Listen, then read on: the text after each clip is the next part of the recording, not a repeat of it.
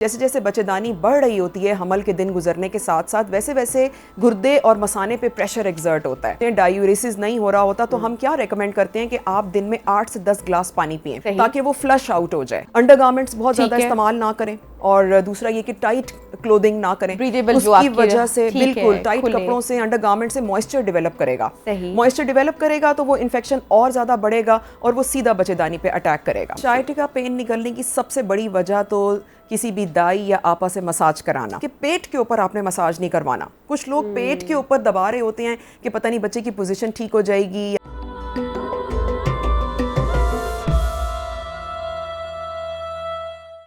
3 से 4 दफ़ा पेशेंट उठ के पेशाब कर रही है तो इसका मतलब है कि पेशाब में कुछ ना कुछ इन्फेक्शन है, मसला है। इसी तरह जलन के साथ पेशाब आना, सुई चुभ रही है या जलन के साथ आ रहा है, गहरे पीले रंग का है, वक्फे से आ रहा है, खुल के पेशाब नहीं कर सक रहे हैं, ये वो चीज़ें हैं जो पेशाब के इन्फेक्शन को शो करती है। ये अलार्मिंग सिचुएशन होती है ड्यूरिंग प्रेगनेंसी? ये बिल्कुल अलार्मिंग हो सकती है क्योंकि अगर छोटे पेशाब के इन्फेक्शन को ना ट्रीट करें तो ये सीधा गुर्दे पे अटैक करेगा।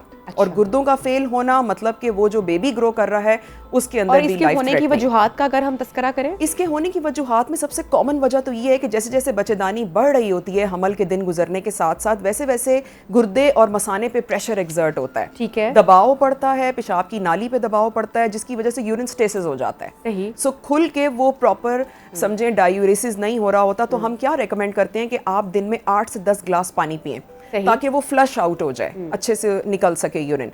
और दूसरा इन्फेक्शन मैंने बताया यीस्ट इन्फेक्शन या बैक्टीरियल वेजिनोसिस, दोनों इन्फेक्शंस बहुत कॉमन है।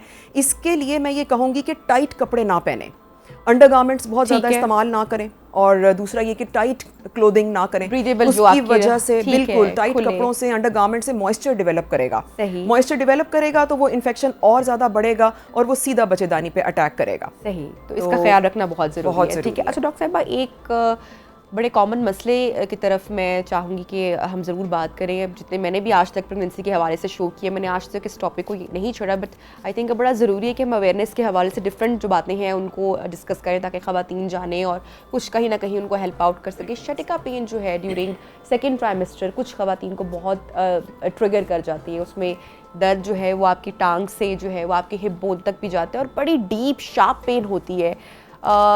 इसको किस तरह से बेहतर किया जा सकता है और शाइटिका पेन निकलने की वजह क्या है ख़वातीन में ड्यूरिंग प्रेगनेंसी? शाइटिका पेन निकलने की सबसे बड़ी वजह तो किसी भी दाई या आपा से मसाज कराना। मेरे पास बहुत से पेशेंट ऐसे आ चुके हैं, लिटरली मैं आपको बताऊं कि कोई औरत या घर की मासी वगैरह खड़े होके कमर पे दबा रही हैं और आप सोचें कि वो पेशेंट फिर कहाँ जाएगी कि खड़े होके। क्यों? क्योंकि बोन पेन तो रहता है प्रेगनेंसी में, कमर दर्द हो रहा है, टांगों में दर्द हो रहा है, this is very common. Pregnancy की खबर आई नहीं, यहाँ पे हमारे घर की बड़ी ख़वातीनें बोलना शुरू कर दी कि अब तो दबाने वाली जो है वो कोई खातून आनी चाहिए घर में। तो ये इस हद तक आपके लिए डैमेजिंग हो सकता है। और शाइटिका पेन अगर आपको एक बार ट्रिगर हो जाए तो वो कुछ लोगों में माइनर होती है लेकिन बहुत वर्स्ट भी होती है और वो आपको आफ्टर पोस्ट प्रेगनेंसी भी ले सकती है। बिल्कुल ऐसा ही है। देखें, ये शाइटिका की पेन तब छिड़ती है कि जब हमारी कमर से निकलने वाली, यानी हमारी जो पूरा हमारा जो कॉलम है पीछे से, वर्टिब्रल कॉलम जिसको हम बैकबोन भी कहते हैं, बैकबोन से कुछ नर्व्स निकल रही हैं। तो अगर वो नर्व कंप्रेस हो जाए, शाइटिक नर्व जिसे कहते हैं, जो कि पूरी टांग में रन कर रही होती है, अगर वो नर्व किसी भी तरह पिंच हो जाए, कंप्रेस हो जाए, तो उसकी वजह से वो दर्द निकलता है और वो बहुत संगीन हद तक भी चला जाता है कि आपको इंजेक्शंस लेने पड़ते हैं, पेन किलर हमें लगाने पड़ते हैं। उसके लिए फिर ये है कि एक तो अवॉइड करें, किसी को भी खड़े होकर ना दबाने दें। अगर आप घर में मसाज करवा भी रहे हैं तो हाथ से हल्का फुल्का दबवा लें। और दूसरी बड़ी बात कि पेट के ऊपर आपने मसाज नहीं करवाना। कुछ लोग पेट के ऊपर दबा रहे होते हैं कि पता नहीं बच्चे की पोजीशन ठीक हो जाएगी या किस तरीके से सब नसें या मसल्स जो है वो ताकत पकड़ लेंगे। ऐसा नहीं है। अगर आप दबाएं भी तो टांगों की हद तक मालिश करा लें, सर पे तेल लगवा लें, लेकिन पेट की हद तक ना करवाएं और किसी को कमर पे खड़ा ना करें। अच्छा, ये आपने ड्यूरिंग प्रेगनेंसी बात की कि जो मसाज की वजह से जो ट्रिगर की शाइटिका पेन, अब एक मसाज का हम जिक्र करेंगे जो कि होती है पोस्ट प्रेगनेंसी, बाद में भी की जाती है, स्पेशली जो छिले के 40 दिन होते हैं उसमें तो मस्ट है ना कि, और गांव देहातों में तो बड़ा ही कॉमन है। ना जाने कौन कौन सी चीज़ें भी वहाँ पर की जाती हैं, कमर की हड्डियाँ जो हैं वो वापस शेप में आ जाए, एक आवाज़ आएगी तो वो बहुत ये सब कुछ आपको लगता है कि बड़ा ख़वातीन के लिए उसकी सेहत के साथ बड़ा उसको नुकसान उठाना पड़ सकता है? ये नहीं होना चाहिए। अगर आप मसाज करवा रहे हैं तो कोई बहुत ही ट्रेंड खातून या कोई प्रॉपर ऐसा शख्स हो जो कि इन चीज़ों को समझता हो, ये नहीं कि आपने किसी को भी बुलाया और नुकसान उठा लिया। बिल्कुल ऐसा ही है। देखिए, massage is just like physiotherapy. अगर एक अच्छी तरह से कोई प्रॉपर ट्रेन्ड पर्सन मसाज कर रहा है तो it is just like physiotherapy, जो कि पोस्ट प्रेगनेंसी तो बहुत इंपॉर्टेंट है। अच्छी बात है कि उसमें पट्ठों का मसाज हो जाए, बॉडी अपनी शेप में, जो कि पूरा स्ट्रक्चर हड्डियों का और जिस्म का फैला हुआ होता है उसमें वापस आना होता है, तो वो तो कोई उसमें बुराई नहीं है, उसमें मसाज करवा सकते हैं। शर्त ये कि ट्रेंड शख्स से बिल्कुल, शर्त यही है कि ट्रेंड शख्स हो, नहीं तो आप घर पे भी कर सकते हैं। कुछ एक्सरसाइजेज ऐसी होती हैं जैसे एब्स की, जो लेटे लेटे भी कर सकते हैं। बिल्कुल ड्यूरिंग पोस्टपार्टम टाइम। मैं तो बल्कि वॉक और जिम भी रिज्यूम करवा देती हूँ कि अच्छी बात है, आप जब थोड़ा बेहतर हो, ब्लीडिंग खत्म हो जाए, जब बेहतर महसूस करें तो आप जिम ज्वाइन करें, ट्रेडमिल करें, वॉक करें। बिल्कुल। तो डॉक्टर रबीका, ये हड्डियों की दर्द ड्यूरिंग प्रेगनेंसी होना, यंग बच्चियां हैं, अभी इतनी एज भी नहीं है, तीसरी चौथी प्रेगनेंसी भी नहीं है, फर्स्ट प्रेगनेंसी में हड्डियों की दर्द का इतना ज़्यादा होना, कमज़ोर होना, ये नॉर्मल है? ये कुछ हद तक नॉर्मल है, लेकिन उन लोगों में भी निकलता है जिनकी डाइटरी डेफिशिएंसी बहुत ज़्यादा है। लड़कियां आजकल आप पूछ के देख लें, कोई हार्डली 10 में से 1 मिलेगा दूध का ग्लास रोजाना पीती हैं। ड्यूरिंग प्रेगनेंसी डाइट भी की जा रही होती है। बिल्कुल, डाइट अलग चल रही होती है, दूध का ग्लास नहीं पीना। फिर वैसे ही प्रेगनेंसी में हड्डियों से कैल्शियम निकल रहा होता है, पेशाब के जरिए खारिज हो रहा होता है, तो कैल्शियम तो बॉडी में बिल्कुल भी नहीं स्टे कर रहा। तो ऐसे में आपको ऊपर से, इसीलिए सप्लीमेंट्स भी देते हैं, कैल्शियम के सप्लीमेंट्स और कैप्सूल्स होते हैं डिफरेंट उसमें फॉर्म में, कि ताकि वो कमी हम पूरी कर सकें। दूसरी बात, एक जान ने बनना है जिसने सारी एनर्जी माँ से भी लेनी है, तो जितने लोगों की डाइटरी डेफिशिएंसी है ना, उन्हीं लोगों के साथ कोई ना कोई ये वाले मसले हो रहे होते हैं कि उनको हड्डियों का दर्द मुसलसल रह रहा होता है। दूसरी बात देखें, हमल जैसे जैसे गुजरता है, जिस्म ने अपने आप के अंदर कुछ मॉडिफिकेशंस करनी है।